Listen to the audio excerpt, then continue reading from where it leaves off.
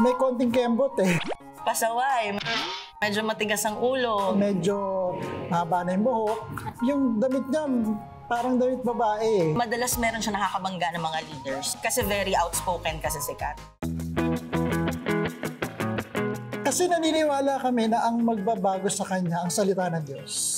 Habang natututo siya sa salita ng Diyos, nadi-disciple siya, we believe ang conviction nandun eh. Kasi alam niya na naman talaga na hindi tama yung lifestyle na yun. No point pa kung ipamumukha namin sa kanya. Basta kami lang, tuloy-tuloy lang kami sa pagdi-disciple sa kanya. Ginangster ko din siya. Marami kaming ups and downs ni Kat. So, ang ginawa ko kay Kat, talagang exposure sa iba't ibang tao, sa fellowship. Talagang more one-on-ones. Sa kanya ako binibigay yung tough love. Si Kat, kailangan niya yun. Kasi talagang nakikipag-head-on siya eh. Nakita namin, boy na yung bihis niya. Natuwa pa kami nung nagpagupit lalaki na siya. At ang buong church, dinabati siya, wow, ang gwapo mo ah. Tapos unti-unti ay nagkaroon na siya ng heart sa ministry. Nung nag-commit siya, ang bilis ng growth niya talaga. Campus ministry na siya. Nakita ko na effective to sa youth.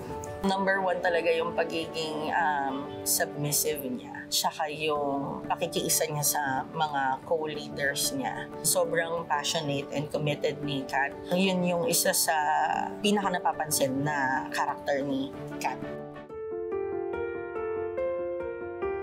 Very close kasi sila. Talagang mag-best friends sila. Lagi silang magkasama. Partner talaga sila pagdating sa youth, pagdating sa ministry. Kita ko yung pagiging masaya nila pagka magkasama sila. Pagiging masipag, pareho.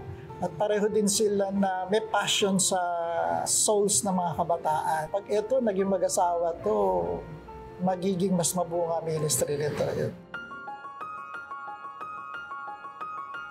Sikat kasi strong ang personality niya. Pero nakita ko sa kanya, nagsasubmit siya. Yung patungkol naman sa responsibility ng husband bilang head of the family, tinindigan ni Pastor Leo. Sobrang blessing kasi talaga ng marriage nila. Excited kami makita na mag-grow pa yung marriage nyo at ang Batangas Church na pinagkatiwala sa inyo ni Lord. Makapag-grace sila ng mga leaders na kasing passionate and committed nila. Always know na we are here for you at mahal namin kayo.